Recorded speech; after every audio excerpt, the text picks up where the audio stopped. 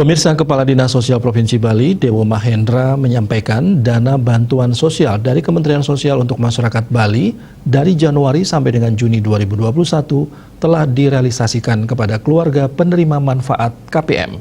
Hal ini disampaikan dalam siaran persnya Selasa malam. Ia mengatakan dana bansos dari Kemensos untuk masyarakat Bali dari Januari sampai dengan September 2021 sebesar 474 miliar rupiah lebih.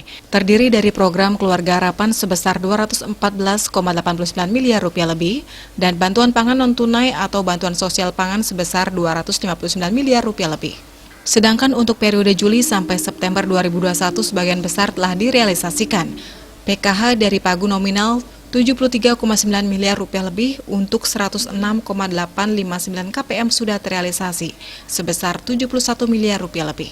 Sehingga yang belum cair atau belum realisasi sebesar 2,7 miliar rupiah lebih untuk 3.701 KPM.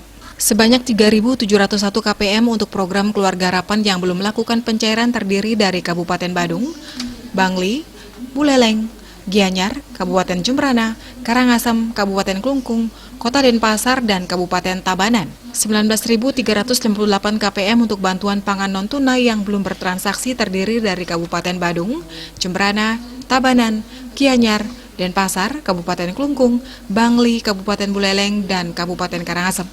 Ia menegaskan untuk mempercepat realisasi pencairan dana bansos dari Kemensos baik PKH maupun BPNT, Gubernur Koster telah meminta kepada Bank Himbara sebagai bank penyalur dana bansos agar melakukan percepatan pencairan kepada KPM. Gubernur juga meminta Bupati Wali Kota Sebali agar membantu memfasilitasi pencairan dan transaksi oleh KPM selaku penerima bansos. Selain itu, menurut Dewa Mahendra, KPM diharapkan mempercepat perbaikan, penyempurnaan data yang diminta oleh bank penyalur agar dana bansos cepat direalisasikan. KPM juga diminta untuk cepat melakukan transaksi dan pencairan dana bansos, sehingga dana bansos ini benar-benar bermanfaat untuk memenuhi kebutuhan hidup di masa pandemi. Bali Post melaporkan.